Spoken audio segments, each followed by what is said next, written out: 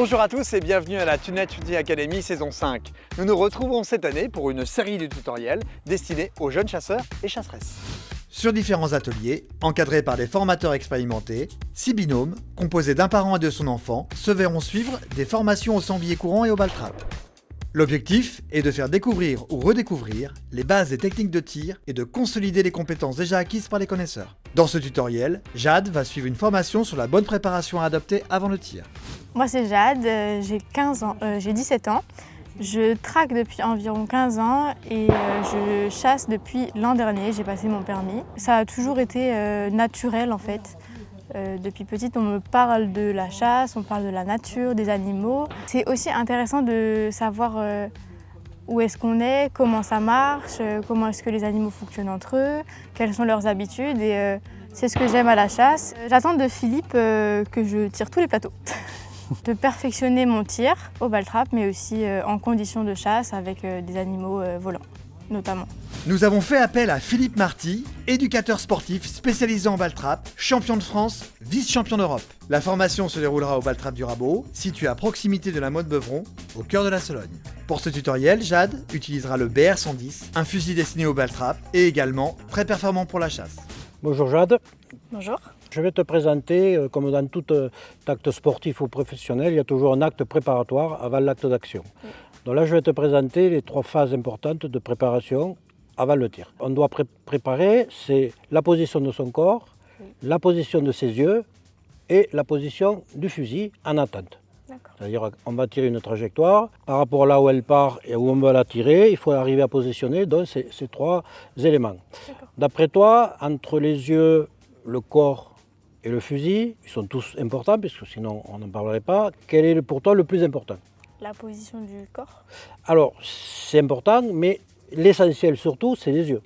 Oui. Sachant que si on ne positionne pas ses yeux là où il faut, c'est-à-dire à l'apparition ou du gibier supposé ou du plateau déterminé, puisqu'on sait d'où il sort, il est évident que j'ai une belle position, imagine, magnifique. J'ai le fusil là où il faut, mais je regarde là au lieu de regarder là. Je n'ai aucune chance ou très peu de le casser. Donc ce qu'il faut privilégier dans la préparation, c'est surtout où je vais mettre mon regard, puisque c'est lui qui va être l'élément déclencheur de tout le reste. On le répète, la position du corps va être importante. Pourquoi? Parce qu'elle va permettre, d'avoir un équilibre postural dans la phase d'attente, j'attends le plateau, et bien entendu, il faut avoir un équilibre postural au moment de tirer. Si je simule ça, je peux faire le clown. Si j'attends mon plateau avec un léger déséquilibre, il va m'être difficile d'épauler correctement. Oui. Et si je suis en déséquilibre au moment du tir, oui, je vais avoir de précision. Donc ce qu'il faut rechercher dans la position du corps, c'est en attente et au moment du tir, dans cet écart angulaire qu'on va avoir, de l'équilibre. On va y revenir tout à l'heure, où on positionne son corps. Le fusil aussi, parce que je peux avoir les yeux là où il faut, le corps, par exemple, là où il faut, mais si j'ai mon fusil ici, alors que le plateau passe ici, il va m'être assez difficile de revenir sur la trajectoire. C'est vrai. Alors j'aime bien imaginer ça par je vais attraper un papillon avec une épuisette. Oui. Si je mets l'épuisette très loin du papillon, je vais avoir mal fou à le récupérer. Oui. Donc qu'est-ce qu'on fait naturellement? On aurait tendance à aller au plus près et au dernier moment de mettre le papillon dans l'épuisette. Et on va retrouver ça un peu dans notre façon de tirer. On va considérer maintenant que le plateau C, oui, tu vois, on va l'amoyer et donc bien sûr on va voir ce qu'on appelle une zone de visualisation, le temps de le voir. Une fois qu'on l'a vu, qu'est-ce qu'il reste à faire? Normalement, le temps d'épaulement. Ce n'est une fois qu'on a fini d'épauler, à la fin de son épaulé, et d'amener le canon comme l'épuisette au plus près du papillon, là c'est au plus près du plateau, il nous restera à le suivre et à le dépasser. Et dans ces 3 zones, 1 pour le voir, 2 pour épauler et pointer, et 3 pour suivre et dépasser, et on peut dire 4 pour appuyer, il faut que je positionne maintenant, je répète, le corps, le fusil et les yeux. Les yeux, c'est assez simple, je les mets là où je vois le plateau sortir. Ensuite, on va positionner le corps. Et on vient de dire qu'il est important d'être en équilibre quand je vais attendre mon plateau. Est-ce que c'est le cas là? Est-ce que j'ai l'impression d'être en équilibre? Oui, d'accord. Par contre, je vais mettre le pied dans l'axe du tir, ce que certains tireurs font. Je le vois apparaître, je suis en équilibre, j'épaule, et là, au moment de tirer, qu'est-ce qui se passe? J'aurais tendance à tomber. Okay. Ça, c'est pas bon. Ça veut dire que je n'ai pas positionné mon corps là où il fallait. Tu le comprends? Oui.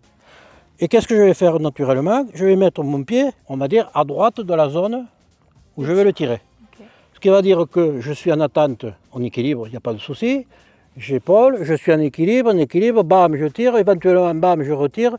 Et ce n'est qu'une fois que j'aurai tiré que, bien sûr, à un moment donné, je serai en déséquilibre. Donc, la position du corps, pour garder cet équilibre, il faut se mettre à droite de la fenêtre de tir. Quand on est droitier, son pied gauche à droite de la fenêtre de tir. D'accord. Donc, une règle à retenir, par rapport à l'endroit où je vais tirer mon plateau, le corps toujours à droite. D'accord. L'axe de son pied gauche à droite. Bien. D'accord. C'est très important, hein. Je le répète, c'est pour garantir l'équilibre en attente et au moment du tir. Si malheureusement je mets mon pied comme ça, ben, tu vas le faire, tiens, écoute, tu te mets face à la tour, le pied très droit, face à la tour, voilà, encore plus, bien en face, donc tourne ton pied gauche, voilà. Imagine que tu tiens le fusil, donc tu te mets en avant, tu tends les bras, voilà, vas-y, et je vais juste te pousser, tu vas voir que là, de suite tu tombes. Oui. Excuse-moi. Mets ton pied gauche à droite, Comme ça. recommence, mets les bras comme si tu tirais, et là, tu ne tombes plus. Oui. Très important cette position. Et on retrouve cette position dans le sport de combat, à l'escrime, parce qu'on a besoin d'avoir de l'équilibre. Oui. Et on peut être en avant comme ça. Et bon, après ça, c'est la posture en avant un peu, pour transférer son pied, son poids pardon, sur le pied gauche. Il ne reste plus maintenant qu'à positionner le canon, le fusil. Hein. Alors, bien sûr, si je mets le fusil en attente dans la zone de tir, je vais faire un tir qu'on appellera un peu d'interception. Oui. C'est pas bon. Donc on l'a dit, il faut arriver à suivre le plateau pour pouvoir le dépasser, puisqu'on tire à côté pour le toucher, puisque la gerbe de plomb met un certain temps pour y arriver. Donc je vais être obligé d'accompagner mon plateau pour ce qu'on appelle annuler la vitesse différentielle. C'est-à-dire, si le plateau vole à X mètres secondes et que moi je suis à 0, je vais faire de l'interception. C'est très difficile. Oui. Donc je vais être obligé de partir dans une zone, apprendre le plateau, l'accompagner, et je me mets, on va dire, à sa vitesse. Ce n'est qu'après, j'accélérerai un peu, je me positionnerai à ce qu'on appelle l'avance, c'est-à-dire je me mets à côté et j'appuie. Très bien. D'accord? Alors, donc on va montrer une trajectoire et on va essayer de positionner tout ça. Donc on la montre, Paul. Voilà. Très bien. Donc raisonnablement, on s'aperçoit de quoi? Que la fenêtre est ici. Oui. Hein, donc on va mettre ses yeux, bien entendu, à la sortie de l'appareil. On le voit très bien, il n'y a pas de souci. Des fois, il ne faut pas le mettre trop près parce que des fois, on ne voit qu'un trait sortir, ça peut perturber. Donc là, raisonnablement, on le met le regard à peu près 2 mètres devant la sortie du plateau. D'accord. Alors, on a dit le corps, bien sûr, là, hein, à droite de cette fenêtre de tir. Oui.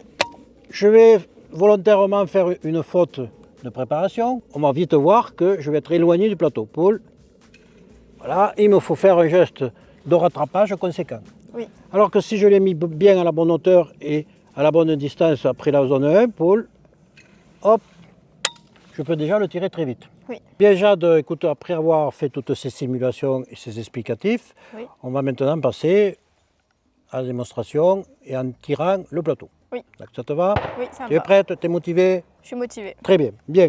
Alors, donc on reprend ce qu'on a dit tout à l'heure. Donc on remonte la trajectoire pour se remémoriser toutes les positions qu'il faut obtenir. Donc on envoie le plateau, Paul. Voilà. Et donc, encore une fois, cette trajectoire, il faut la découper en 3 zones. La zone pour le voir, la zone pour épauler et pointer le plateau, la zone pour le suivre et appuyer sur la détente pour le casser. Ok. Position des pieds, donc toujours pareil, à droite de la fenêtre de tir. Je commande le plateau, Paul. 1, 2, 3. On est au ball trap, tu peux fermer le fusil à l'horizontale, c'est pas un problème. À la chasse, il faut faire différemment. Oui. Hein. Bon. Alors, les pieds ça va, le fusil ici, Oui.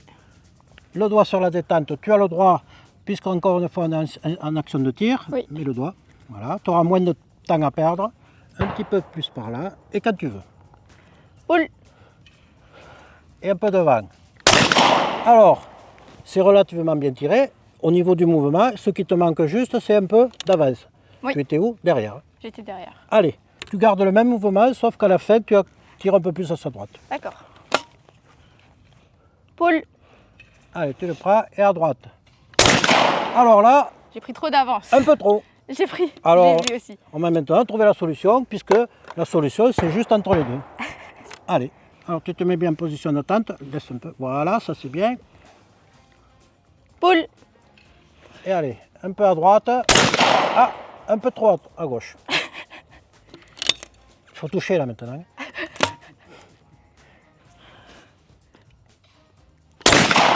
Alors tu as tiré un peu trop tard, on recommence, on va y arriver. Tu imagines que le plateau il a un bec de 50 un petit mètre. Tu tires au bout du bec, d'accord? Ok. C'est pour te donner une image. Je vais faire de mon mieux. Allez.